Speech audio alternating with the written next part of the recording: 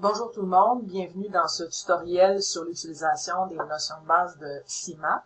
Je vous enverrai au cours de la session différents tutoriels de ce type-là qui vont suivre dans le fond les travaux pratiques qu'on va faire en classe, donc les travaux pratiques formatifs, mais aussi les travaux pratiques sommatifs, ceux qui comptent. Et chaque TP, dans le fond, vient avec un niveau de difficulté qui varie, donc qui est croissant.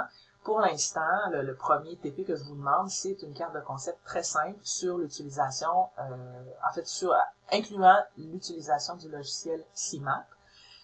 Je présume que vous l'avez déjà téléchargé, que vous l'avez déjà installé. C'est un logiciel gratuit, très utilisé un peu partout dans le monde, très utilisé aussi dans les milieux universitaires. Donc, ce sont des acquis que vous allez pouvoir vraiment reprendre et réutiliser le plus tard dans vos études, peut-être même dans votre travail. Alors, pour l'instant, ce que je vous demande, c'est de produire une simple carte de concept. Donc, ça peut, dans certains cas, pour certains étudiants de la classe, être de la nouveauté, être une nouveauté. Pour d'autres, c'est un rappel de choses que vous avez déjà faites, probablement dans votre premier cours d'anthropologie, là, origine, ou ça fait archéo, ou origine, ça dépend du moment où vous l'avez suivi. Alors, ce qu'on va faire, c'est que je vous montre, je vais commencer en vous montrant une carte qui est la même que vous retrouvez dans votre plan de cours, que j'ouvre à l'instant, qui est la carte qui présente les contenus de cours schématisés en un seul réseau, une seule carte de concept. Je vais passer régulièrement du terme réseau de concept à carte de concept. Une carte de concept, ça peut aussi s'appeler une carte conceptuelle. Certains vont parler de carte mentale. C'est du pareil au même là, dans tous les cas. Donc, mon vocabulaire va changer, mais je parle toujours de la même chose, qui est ce que vous avez déjà fait pour la plupart d'entre vous. Ce que vous voyez là, c'est ce que vous allez plus ou moins faire pendant la session. Donc, je vous demande pas d'avoir une carte aussi détaillée avec autant de concepts, mais je voulais juste vous montrer à quoi ressemble une carte qui est finie, qui est mise en page, qui est mise en forme dans CIMAP. Alors, pour l'instant, je la ferme et on va revenir à ça un peu plus tard. Voilà, alors je l'ai fermée. Ce qu'on va faire, c'est qu'on va ouvrir une nouvelle carte. On va construire une nouvelle carte comme si on était en train de faire le travail pratique numéro 1. Alors, vous allez dans l'onglet Fichier. Ça fonctionne comme Word, comme Excel. Donc, ça fonctionne toujours un peu de la même façon. Et vous allez lui demander de créer une nouvelle CIMAP. On clique et ce qui vous apparaît, c'est une nouvelle fenêtre qui s'appelle sans titre 2 ou sans titre 1, là, peu importe. Je vais tout de suite l'enregistrer pour vous montrer le format d'enregistrement que je demande. Les TP vont être, sauf le premier, là, vont être remis électroniquement et la correction aussi va être électronique parce que dans le deuxième tutoriel, je vais vous expliquer comment on fait une carte interactive. Parce que CIMAP peut servir à faire une carte qu'on imprime sur du papier, là, très ordinaire, unidimensionnelle, mais elle peut aussi servir à créer il peut aussi servir à créer des cartes qui sont interactives, auxquelles on peut joindre différentes ressources et tout ça. Ça, je vous en parle dans un autre tutoriel. Pour l'instant, vous allez dans Enregistrer la CIMAP sous, et là, vous lui donnez un nom. Les noms que je vais vous demander, vont être faits sous le format suivant. Alors, je vais l'appeler Travail pratique numéro 1. Donc, vous commencez par me dire, voici l'évaluation dont il s'agit. Et ensuite de ça, je vais vous demander d'écrire votre nom. Vous pouvez le faire de façon courte, là. Par exemple, moi, je vais écrire J. Gauthier. Donc, TP1, J. Gauthier, vous pouvez écrire votre nom complet si vous voulez. Vous remarquez, je mets pas d'espace, je mets pas de caractères spéciaux. Ça peut nuire là, à l'envoi. Donc, on garde ça très, très simple. Vous voyez en bas ici, il y a des auteurs. Vous pouvez changer le nom des auteurs si vous voulez. Vous pouvez écrire le vôtre. Bon, là, il vous donne parfois des noms par défaut. Il peut vous demander votre courriel. Bon, peu importe. Donc, ici, je le nomme TP1 J. Gauthier et je sais qu'il va s'en aller dans mon dossier CIMAP, qui est mon dossier central. Alors, je fais enregistrer. Le nom vient de changer et vous avez tout ça qui reste en arrière. Vous pouvez travailler en grand format si vous le souhaitez, donc en pleine page, ou vous pouvez travailler en petit format, c'est comme vous voulez. Pour créer la carte de concept, c'est assez simple. Tout ce que vous avez à faire, c'est de double-cliquer dans l'espace blanc ici. Vous double-cliquez et il va vous apparaître une petite boîte avec les points d'interrogation. C'est là que vous écrivez votre concept. je recommence juste pour vous montrer. Ce que je vous suggère de faire, quand vous lisez un texte, par exemple dans le TP1, vous avez un texte à lire et vous devez identifier un certain nombre de concepts, une douzaine. Ces concepts-là sont des mots qui sont porteurs de sens, qui sont répétés dans l'article ou qui sont développés dans l'article, qui constituent dans le fond une espèce de colonne vertébrale. Ce que je vous suggère de faire, c'est de prendre ces concepts-là que vous allez avoir identifiés, soulignés dans votre texte, et vous allez les intégrer dans la carte, tout de suite, toute la gang, même si on n'a pas encore les verbes, on n'a pas encore les liens entre eux. Donc, je vais commencer, je vais en faire juste 3 là, pour vous montrer la base, mais vous en auriez une douzaine. Donc, je double-clique et j'écris, par exemple, le concept inégalité. Je peux le mettre au singulier, au pluriel, ça change facilement. Ça, c'est mon premier. Mon deuxième, ce sont des concepts fictifs là, que j'invente au fur et à mesure. J'ajoute le concept de culture, j'ajoute le concept de sexe et de genre. En fond, c'est un peu notre début de session. Puis, j'ajoute aussi le concept de race. Bon, j'en ai 4. Donc, vous avez ces concepts-là un peu partout que vous pouvez déplacer, bouger comme vous voulez. Ça, c'est la première étape. Donc, une fois que vous avez entré vos 12 concepts ici, vous pouvez, si vous le souhaitez, enregistrer la CIMAP, juste au cas où vous perdiez ça.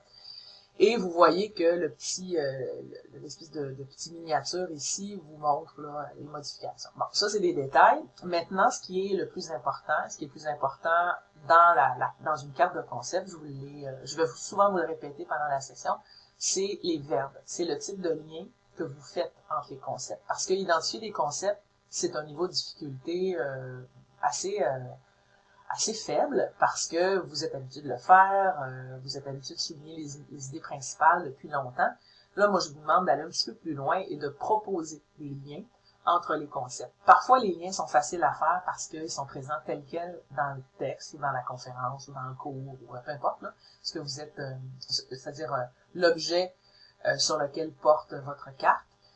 C'est plus difficile de le faire quand on veut exprimer un lien qu'on a vu, qu'on a senti dans le texte, mais sur lequel on bloque un peu parce qu'on n'a pas le bon verbe. Donc, trouver le bon verbe, c'est la chose la plus difficile quand on fait une carte de concept. Donc, ne vous inquiétez pas si vous dites moi, je suis capable d'identifier les concepts, mais j'ai de la misère avec les verbes. C'est tout à fait normal. Alors, on va prendre un verbe très simple pour l'instant et je vous montre comment le faire. Donc, si je veux, par exemple, lier le concept inégalité à un autre, je l'active en cliquant dessus et vous avez les 2 petites flèches en haut qui affichent. Je clique une fois sur ces flèches-là et là, vous voyez, la flèche apparaît. Tant que j'ai pas cliqué une autre fois, elle va bouger, elle va se déplacer comme ça. Puis bon, là, c'est à ce moment-là que je décide où je veux aller. Donc moi, je veux aller avec, on va dire, le concept de race ici. Je déplace ma flèche et là, mon concept de race s'active. Une fois que je suis là, je clique une autre fois et ma flèche est faite. Vous avez automatiquement un petit espace avec des points d'interrogation. C'est là que vous allez écrire le verbe. Il y a des gens qui font des cartes de concept où ils n'ont que des flèches entre les concepts et ils n'ont pas de verbe. C'est quelque chose qui est fréquent, c'est quelque chose qu'on voit régulièrement. Moi, je vous demande d'aller un petit peu plus loin dans la carte parce que comme vous allez devoir rédiger, notamment vos questions d'examen, mais aussi dans les TP, là, vers les derniers TP, vous allez devoir rédiger, plus votre carte est précise, plus les verbes sont précis, plus la rédaction va être simple par la suite. Donc, je vais écrire un verbe très simple qui est, on va dire, les inégalités portent sur. Donc, vous voyez, j'ai accordé mon verbe avec mon sujet inégalité qui est au pluriel. Je clique. Là, c'est un peu coincé. Ce que je peux faire, c'est que je peux tout de suite commencer à faire, à rendre ça un petit peu plus beau. Moi, je vous suggère d'attendre parce que CIMAP vous offre des fonctions de mise en page automatique, puis c'est plus facile de faire une mise en page une fois que toute la carte est faite. Donc, travaillez sur le contenu d'abord, puis vous ferez le maquillage ou le côté plus graphique, esthétique plus tard. Ici, ma flèche est apparue. Vous voyez, ma flèche est là. Dans CIMAP, son petit défaut, son gros défaut, c'est que parfois, le sens de la flèche n'apparaît pas. Je vais essayer un autre exemple, ici. Bon, vous voyez, je viens de faire exactement la même chose, mais là, tout d'un coup, ce que j'ai ici, c'est une ligne. C'est pas une flèche. La flèche est où? Je le sais pas. Je présume qu'elle est quelque part ici parce que j'ai commencé par inégalité puis je suis allé vers ce concept-là. Donc, en principe, la flèche est là. La flèche est là, en fait. Si vous déplacez le mot ici, là, votre boîte, vous allez la voir apparaître éventuellement là, si vous étirez suffisamment la flèche. Là, je le ferai pas parce que je trouve que c'est beaucoup de manipulation pour rien. Ce qu'on va faire plutôt, c'est que je vais vous montrer comment la faire apparaître. Vous avez dans ces maps toute une série de commandes ici qui vont nous servir de plus en plus régulièrement pendant la session. Une des commandes qui est la plus importante, c'est celle-ci.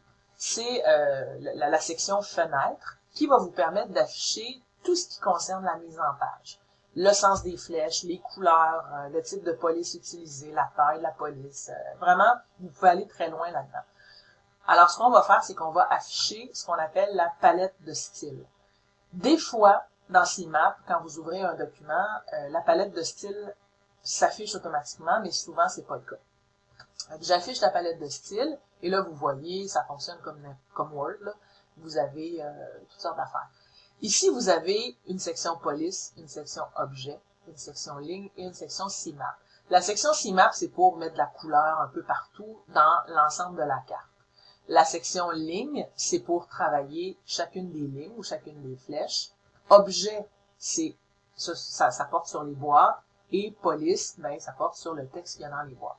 Nous, on va aller à l'onglet ligne qui va nous permettre d'afficher la flèche. Donc, quand vous êtes ici, vous voyez que vous avez toute une série de flèches là, qui est possible de faire. On y va au plus simple. La flèche que je veux voir apparaître, c'est ici que je veux la voir apparaître. Elle est là, je vous le rappelle, elle est cachée, mais bon, je la vois pas, puis je veux faire les choses plus simples. Alors, je sélectionne ce petit bout de flèche-là ici, et tout simplement, ici, je vais cliquer là-dessus, et ma flèche est de retour. Donc, je recommence. Ma flèche n'apparaît pas. Je clique ici, parce que je sais que ma flèche est quelque part ici. Je fais apparaître la flèche en cliquant là-dessus. Tout simplement.